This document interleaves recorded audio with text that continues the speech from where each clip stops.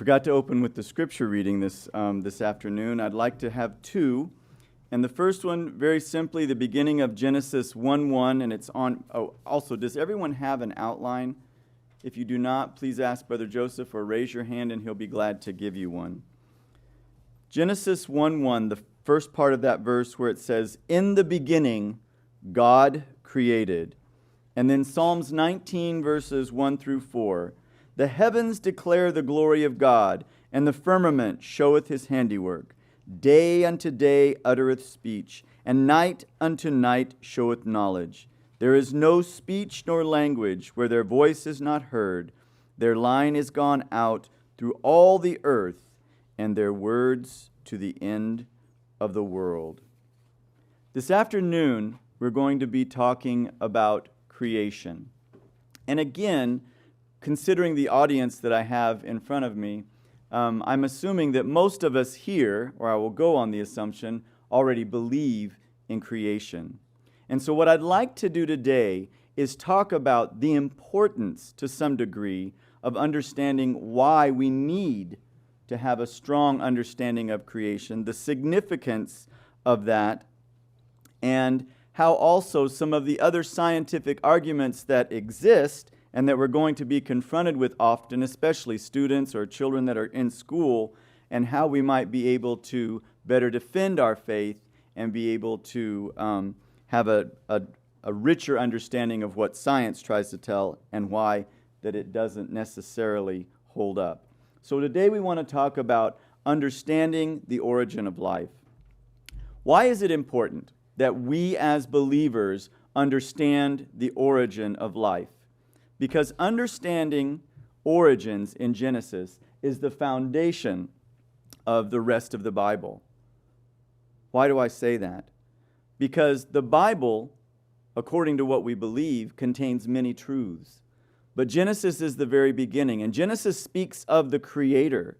And if our Creator is not really the Creator, and that is not true, then what happens when we get to the New Testament? And the New Testament tells us that our Creator is also our Redeemer. And if we can't believe that He is our Creator, then maybe He's not our Redeemer. And if He's not our Redeemer, then how do we know that He in turn will be our Deliverer at the end of all things?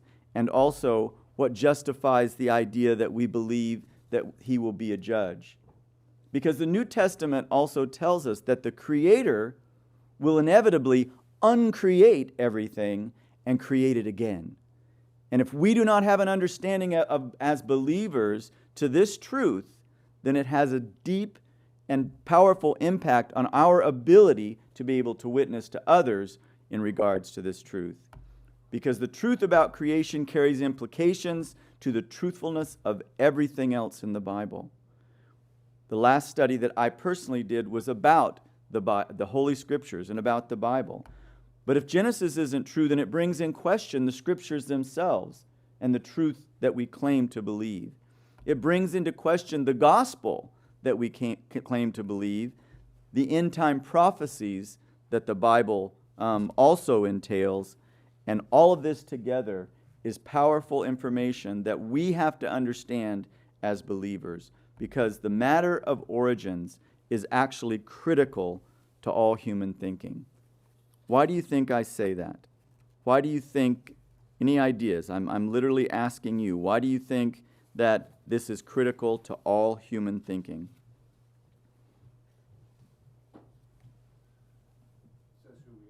It says who we are. Good. We begin to understand humanity. We begin to understand ourselves. Because if in fact we are not created in the image of God, then as science tells us, we are basically no different from other animals. So the idea of creation, the idea of believing in a creator, in the origin of all things, basically changes the mindset of how we think and what we think completely. From there we have to go to, if we weren't created, if we are not created in the image of God, if a creator, if a supernatural, powerful being is not responsible for everything that exists, then what happens in how we think about the sanctity of life? You see, the survival of the fittest says that some human lives are less valuable than others. Do we believe that as Christians? Do we believe that if we believe in a creator? Because the truth in creation determines this for us. There was, excuse me just a second, a man by the name of Richard Weikart who wrote the book From Darwin to Hitler, Evolutionary Ethics, Eugenics, and Racism in Germany. Now keep in mind, he's talking about what happened in Germany back in the 20th century before World War II and during World War II. But he also talks about how the idea of natural selection, the concept of evolution, impacts the very way that people see other people. And so we saw that this gave rise in the 1900s, actually it would have been the 1900s, to eugenics and racism. Okay?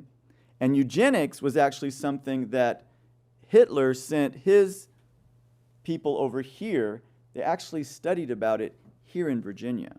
Okay? And eugenics is the idea of basically keeping the race pure. You know, that was where they actually sterilized people that they considered somehow deficit, that they didn't want them reproducing. And that could be sometimes people of color. That was, of course, we know the Holocaust that happened with the Jews. And all of these things were considered part of the survival of the fittest. And this entire concept came from the belief of the evolutionary concept, survival of the fittest. What about today? What do we think about it today? Is there anything? No. Now, there's no one. There is no one that would today think that eugenics is okay. We don't believe that racism is okay. But what about the sanctity of life? What about saying that one life is less valuable than another? We experience it every day in this country, over and over again by the hundreds, where they say through abortion that one life is less valuable than another.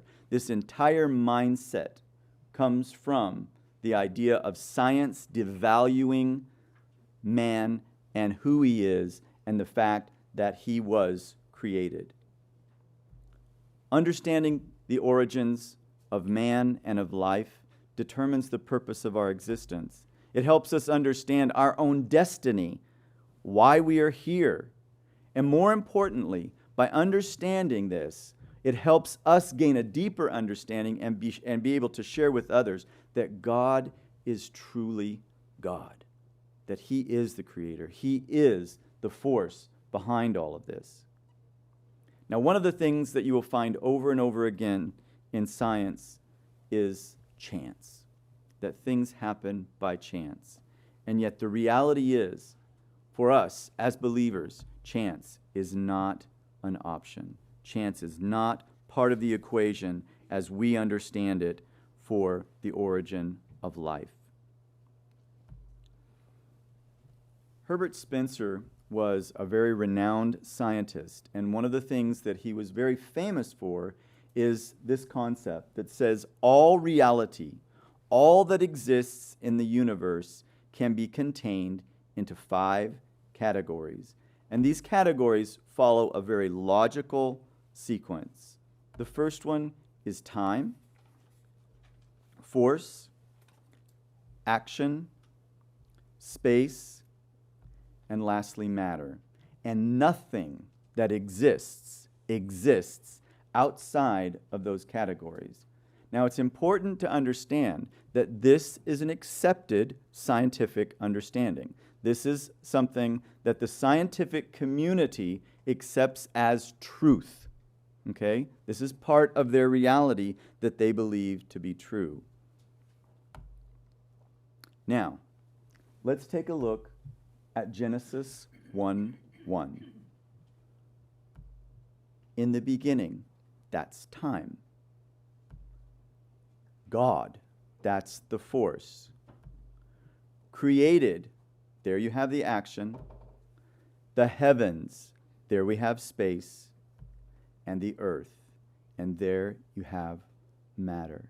Is it interesting that it took till the 19th century for man to figure something out that God had already logically placed at the very beginning of the Bible talking about the origin. So we know that this is not chance, but the origin of life, of man, and of all things is definitely by design. If you have any questions, feel free to raise your hand or just get my attention. I'll be glad to answer things as we go along. And we will, and Brother Joe has a mic, we will have a question and answer session at the end, but if there's something as I'm going along that just isn't clear, and you need me to stop or pause for just a second, I'm very happy to do that. However, here's what science does for us. What happens if we get rid of the God of Genesis? What happens if we get rid of the Creator? What do we have left? Because, see, that's the focus of evolution. That's the focus of those types of scientists, in that they have to do away with God. They have to do away with the Creator because it doesn't fit into their equation. And so if there is no supernatural force behind what they're telling you that happened, then all they have left is chance. And yet we know, again, that chance is not an option. It cannot be an option. And I know I'm repeating myself, but why do I say that? What is chance? When you think about it, what is chance? Originally, chance was basically a mathematical probability. I mean, it was something that was used in mathematical equations, okay? Today, however, it can be any unpredictable event, any coincidence, no matter how seemingly impossible. We call that chance. But what's the truth about chance? Are you ready? It doesn't exist. There's no such thing. It's used to explain something else. It's not a force. It does not make anything happen. Belief in chance, however, is still the undergirding philosophy behind evolution. So you have something that doesn't exist, that can't produce anything, that they're saying is responsible for basically everything. It's incoherent and irrational at the very least, and it's the opposite of logic. And yet this particular idea is the very foundation in this particular discipline of science. Now let me ask you, would this be allowed in any other discipline of science? No, it would not. It is not. They would laugh you out of the room if you began to use that type of logic for anything else. If I came up to you, and I have a really, really nice, and I do, I have my grandfather's gold pocket watch that belonged to his father that was given to him upon his retirement from the railway, okay? This is a beautiful Swiss masterpiece. It's got jewels inside of it that make it run, and it still runs. I mean, this thing's over 100 years old, and it still ticks and keeps perfect time. Now, let's say I lost that, and I was at the beach. I wouldn't have it at the beach, but anyways, I was at the beach. I lost it. It fell into the sand, and somebody with one of those little metal detectors comes along, and he finds my beautiful, masterful pocket watch. And he picks it up and goes, oh, wow. And he takes it, he comes up with a theory, how he thinks it was developed. He goes to a group of people and he says, I found this magnificent masterpiece, this beautiful mechanism. And I would like to theorize that this resulted from a mere grain of sand. That a grain of sand that got turned over and over by the waters and bumped against some shells and was eaten by fish and spit back out and over millions of years suddenly became this beautiful masterpiece. I hear people laughing already, okay? I mean, would anybody believe that? No, no. And yet science, in all her wisdom, tries to come together and say that this is how things this is how the origin of life came about. That it all just happened by chance. That all of this was simply by chance. And yet the whole idea is contrary to the scientific method. Belief in chance, however, serves one purpose. It deposes God and destroys the sovereignty of God. But as believers, we have to constantly remind ourselves that chance is not an option.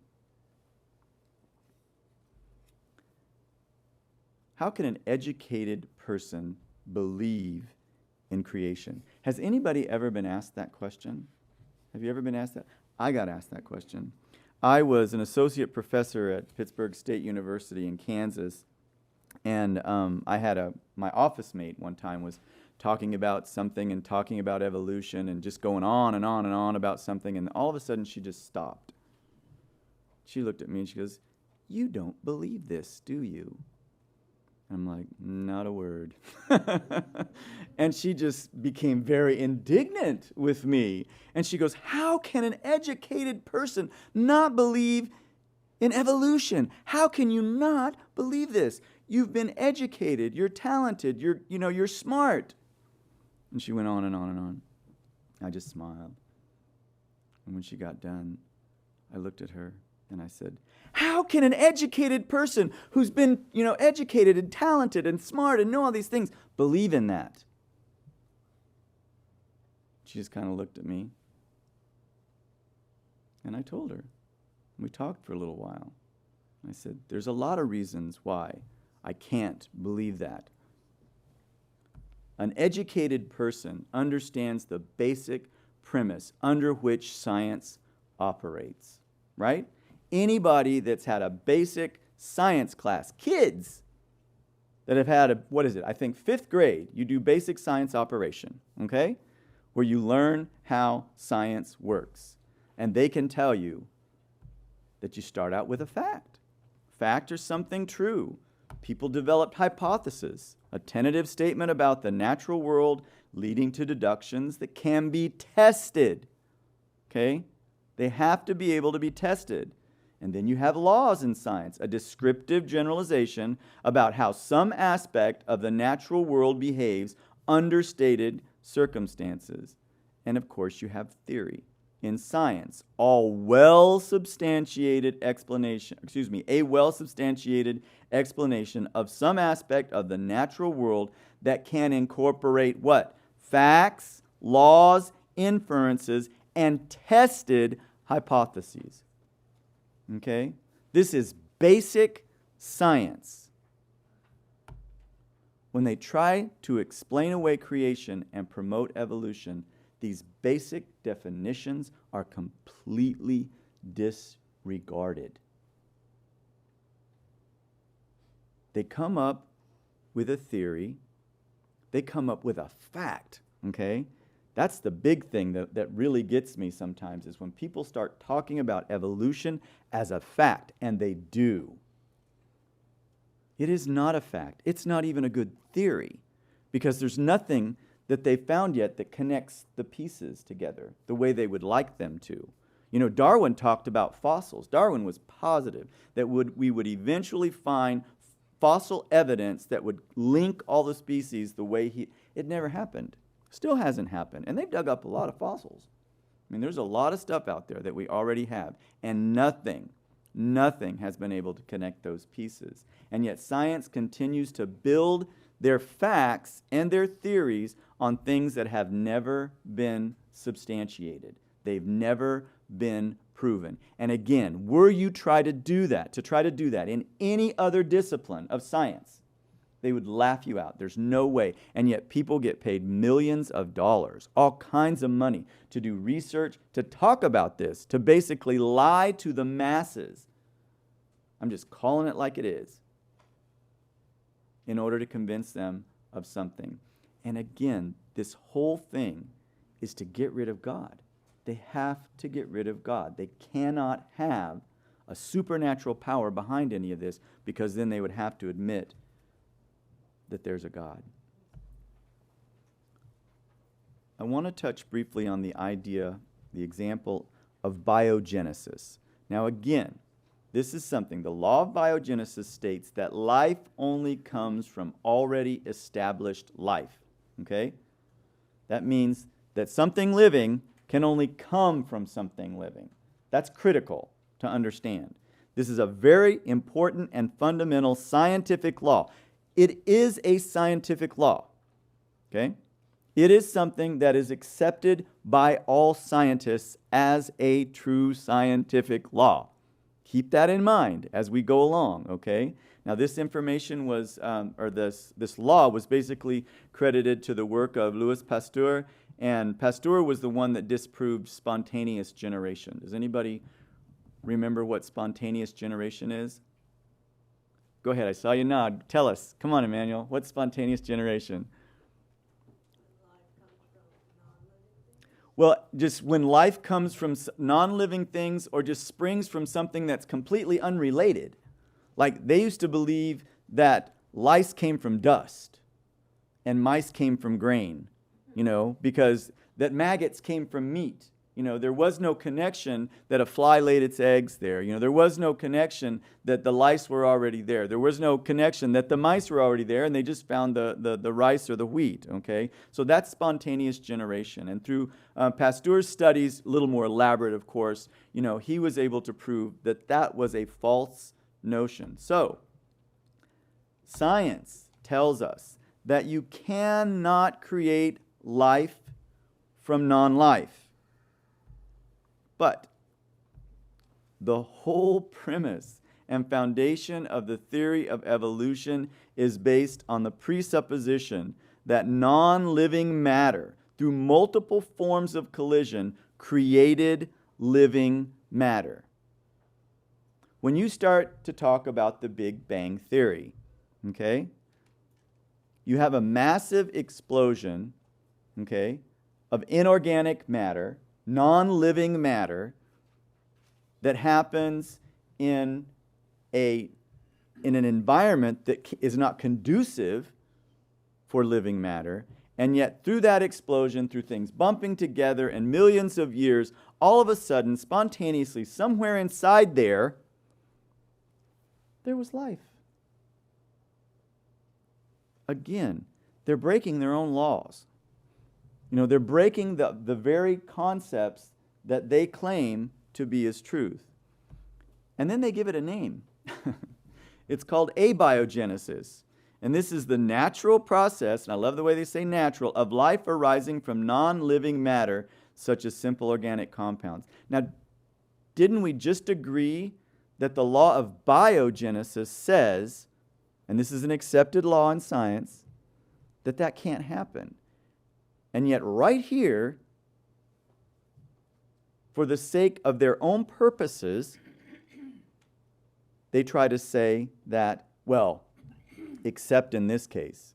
Okay, it can't exist now, but that's how everything began. And this is a major contradiction. A major contradiction to the established scientific fact. It doesn't work if you truly remain consistent to what science is all about. I'd like to share with you some quotes, and I apologize, they're a little bit long, but I think they're fairly significant. And I love the beginning of this when it says, "Of course, this assumption," and that's talking about abiogenesis, "relies heavily upon faith." And I told my friend that was my office mate that time, I said, "You know what? I think you have more faith sometimes than I do that you can believe that. Because there's a whole lot less evidence that you're right than I'm right, and yet you still believe it. That takes a lot of faith. There has never been a scientific observation of life arising from non-living matter, which is abiogenesis. It would, however, seem that the scientific community, in its modern incarnation, coupled with atheism and naturalism, would rather build upon unsubstantiated theories such as abiogenesis, rather than follow well-established, empirically tested scientific laws such as biogenesis." Again, biogenesis has been tested. It has been proven. Abiogenesis has not been proven. It's a theory. It's an idea that somebody woke up with one day. And yet that's their explanation. Michael J. Behe in Darwin's Black Box. It says, there is no publication in the scientific literature, in prestigious journals, specialty journals, or books that describes how molecular evolution of any real complex biochemical system either did occur or even might have occurred. There are assertions that such evolution occurred, but absolutely none are supported by pertinent experiments or calculations. Again, completely in defiance of the very laws that the scientists themselves have established. And yet they establish it as fact, they hold it as truth, and they tell us we're crazy because we believe in a creator. We're the lunatics. We're the feeble-minded because we believe in a creator. Patrick Bronte is a PhD scientist. He says, surprisingly, in contradiction to the established law of biogenesis, spontaneous generation, which is what was disproved, which is basically abiogenesis, is still considered to be a valid tenet of current evolution theory. It is commonly known as abiogenesis, life origin without pre-existing life, which is a field of research in evolutionary biology. The recipes are much more sophisticated, but the results are the same. What? Nothing. This is to say that in spite of millions of dollars, high-tech equipment, carefully controlled research, and thousands of man-hours spent on experiments to determine how life could arise naturally from non-living materials, not a single life form has been created. They have managed to do nothing. And yet, there are millions of people on the planet that still hold to this belief. And that's exactly what it is. It's a belief. Like the other person had said, it takes a lot of faith to believe in something like this because there's nothing to support it. I'd like to give you a summary of the law of biogenesis as an argument for supernatural origin of life. Okay, biogenesis, the law of biogenesis, living cells from pre-existing living cells. We already established that, right? Living cells have never been observed to come from lifeless molecules. So you do not have life from non-life. That's the whole premise of this, okay? All attempts, millions of dollars, thousands of hours, all attempts to create life in the laboratory have failed. Therefore, initial living cells must have originated supernaturally. The creation model, therefore, conforms to the data when you look at it logically. What about evolution? Evolution proposes that life originated by means of the natural properties of molecules. Therefore, evolutionary abiogenesis contradicts the scientific law. Okay? So what I'm saying is that evolution says that life comes from life. But then they back up and say, well, but evolutionary abiogenesis says that life came from non-life. So they're contradicting themselves. Models, and this is a science model, okay? This is their own form of affirmation of what they believe. Models that contradict scientific laws are unscientific. Therefore, evolutionary abiogenesis as a model of origins is completely unscientific. It doesn't work. It doesn't fit their own form of logic. Harold Morowitz, who's a distinguished Yale biophysicist, made this statement. The evolution of the theoretically simplest cell, okay, we're talking about the simplest possible known cell that we know about, that science knows about, okay, requires no less than about 124 proteins, okay, would be an incredible probability to develop this, okay, of 1 to 10 to the 340 millionth power. I can barely understand those numbers, let alone what that one might look like. Okay? This is not probability. This is a calculation, as he states, of improbability, or better yet, impossibility. This is what they're talking about. This is what they're looking for. This is what they're trying to tell us happened to create life. And it's amazing when you think about it that the lengths that people will go to be rid of God, to remove God from the equation. I wrote a little equation there on your your notes early on, and basically I got this from someone else where it says scientific equation: nobody plus nothing equals everything. I mean, that's what they're asking us to buy. That's what they're asking us to believe, because that's what it's saying. Because what did we say about chance? Chance doesn't exist. It's not an entity. It's not even real. So there's nobody out there, okay? And that nobody created nothing or made nothing, but yet that's what made everything. That's their explanation. Again, it defies reason. It defies their own rules of logic. And so, when a person logically looks at the evidence, and the only rational conclusion can be, truly, that there is a supernatural origin of life.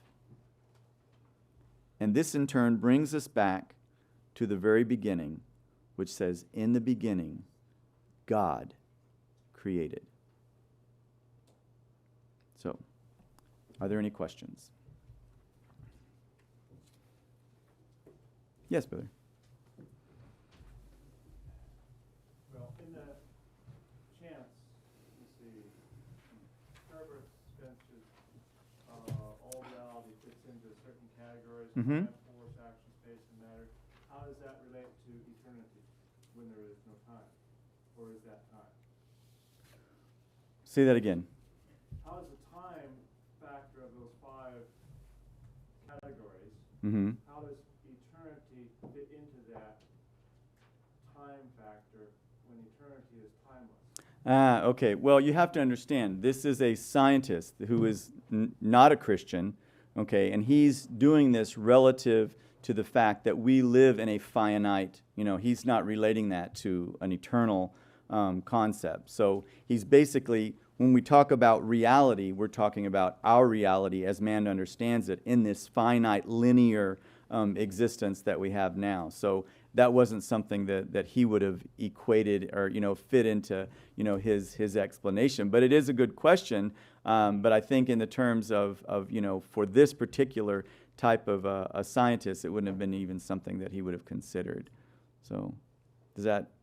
It doesn't answer your question, but it explains why it isn't there. Yeah. Yeah. Okay. Yes. Just to answer this question, except for Godhead, everything has a beginning. Hmm. So everything has a beginning in a time. All the created angels, everything has a time. Yeah. Has its beginning. Well, but he was asking how the time factor equates into eternity, that at some point, as we understand, if I understood correctly, the reality is at some point, time will end. Because we deal with point A to point B, and even though everything will have had, except for the Godhead, will have had a point A, there will never be a point B. So there is no, linear time will no longer be existent. It will be completely irrelevant because it serves no purpose. Yeah. Other than the fact that we will keep it's interesting because we will keep time, because we will keep the Sabbath, so we will keep time, and yet the concept of time will be irrelevant because we're going to live forever. Oh, what year is this? I think it's year 5 billion. I don't know. It's not going to matter. It's not going to matter. Sure. Basically, I guess where I was coming from is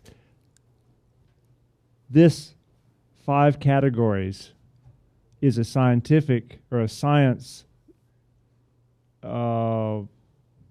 hypothesis or theory. Explanation, yeah. Explanation. But yet, in reality, there is outside of that. Right. Yeah. Well, and again, most of the stuff that I was using, the idea is, and this is my own personal thought on this, is it's because I'm a believer and I'm assuming we're all believers, in order to confront people, or when we're confronted, I think it's good even a little bit of information, and there's a lot. I'm sorry, we didn't even scratch the surface on this topic of the things. I mean, there's other things I would have liked to have done. There's some fun things. If you really want to watch something fun, look up the bombardier beetle. That's my favorite for kids, and to show how that, this is an evolutionary problem, okay? Because you've got this little beetle, and I'm sidestepping a little bit, but you've got this little beetle that has two compartments on its body, and what it does as part of its defense is it bursts those out simultaneously, and when those two little things, those two chemicals come together, it creates an explosion, okay? And it blows up dirt right behind it. I mean, it's an amazing thing. Okay, that bug would not exist if evolution were true. Because the first time those two chemicals had to mix, boom, it's gone. Well, there went that species, I mean, it doesn't work. It doesn't work. But this, if you look it up sometime, because it's a neat little creature. But there's a whole lot more out there that we can explain. But what I'm hoping to do is that we use science to explain to scientists, to explain to educated people why, if nothing else, their theories have huge gaps, and at least provoke people to revisit what they believe. And so I'm using that, even though it doesn't fit completely within our perspective and our understanding of things, I want it to fit theirs. Because, I can come at somebody with the Bible and the things that we believe directly as Christians, and they're just going to think I'm fanatical. But if I can come at them with their own stuff and say, this is what y'all believe, I mean, this is science. I'm just telling you what you're telling me. Here, you look at it. You determine. And that allows it. So that's why we didn't have that factored in. But yeah, because it's not complete. Science isn't complete. I think science is something we will probably, another one of those things we'll study for eternity. Are you kidding me? I mean, our bodies, there's so many things. Do you ever think about, why don't we just explode? I mean, seriously, you've got these little bitty things, atoms and molecules, and things are just spinning around at, at unbelievable speeds and, going this way and going that way. And if they were to just slightly touch, spontaneous combustion. And they don't. They don't. Man is the most amazing entity in all of the universe, and they want to try to tell us that just happened by chance, by some rocks bumping together in space? Come on. Come on. And that's where we have to approach them, with their own stuff, so that they can see there's no logic in it. There's no logic in it.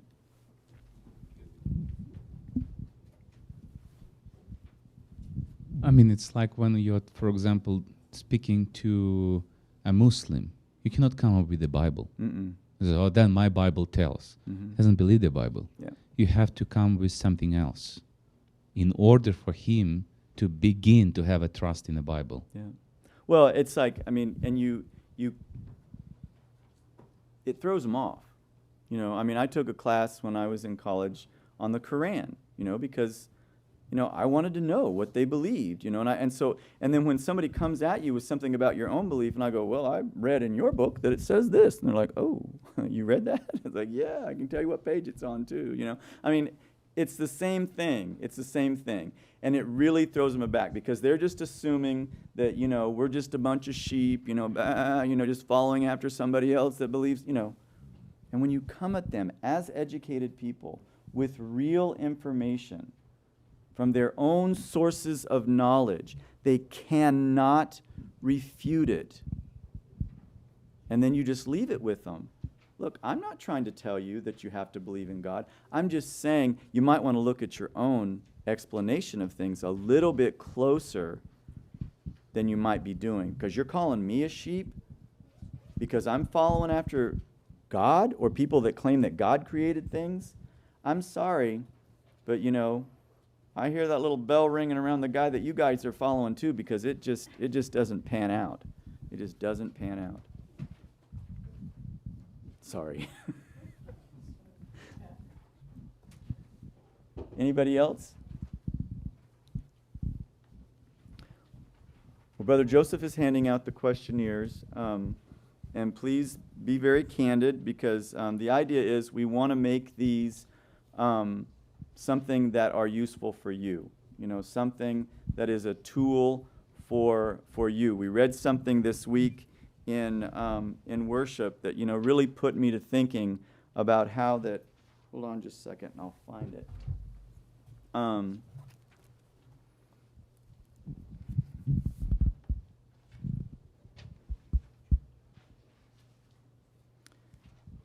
This was in Maranatha, and it says, how the angels must feel as they see the end approaching and see so many of those entrusted with the last message of mercy, huddling together, attending meetings for the sake of benefit to their own souls, and feeling dissatisfied if there is not much preaching, while they have little burden and are doing little for the salvation of others. Brethren, I hope these meetings are for the salvation of others. Okay? I mean, granted, we call it, you know, it's about our hope, but the idea is that our hope is supposed to be shared. And does anybody need a pen? And the idea that we gain this information, to share this information, and be able to reach out to people. Pray. You are armed. I mean, it's not a lot, but, you know, at least, you know, you've got something today. Ask the Lord to put somebody in your path, to have an opportunity to use this information and share this material with somebody. He will, so be prepared. Okay? But that's what this is about. It isn't about just, I'm going to prove I'm right, you know? No. There is an eternity at stake here. Evolution isn't just about science. It isn't just about them being right and us being wrong, or we being right and them being wrong. This is about eternal destiny. This is about helping other people realize that the father of lies, the enemy of our souls, has been plotting and devising these types of things so that he can lead millions of people, millions and billions of people over time, away from the truth and the true God. And the scary part is, and that's a whole nother topic, you have millions of Christians today buying into a form of evolution. That for me is an oxymoron, a Christian evolutionist. I'm sorry. Those just shouldn't even be spoken from the same mouth. Not like that. Well, may the Lord help us, that each and every one of us, that we do gain. And I hope, again, this provokes you. Look, you know, get some of these words in the outline, look them up online, you know, try to find some. There's all kinds of information out there that you can get that will be very useful, and look for an opportunity to share this with somebody else.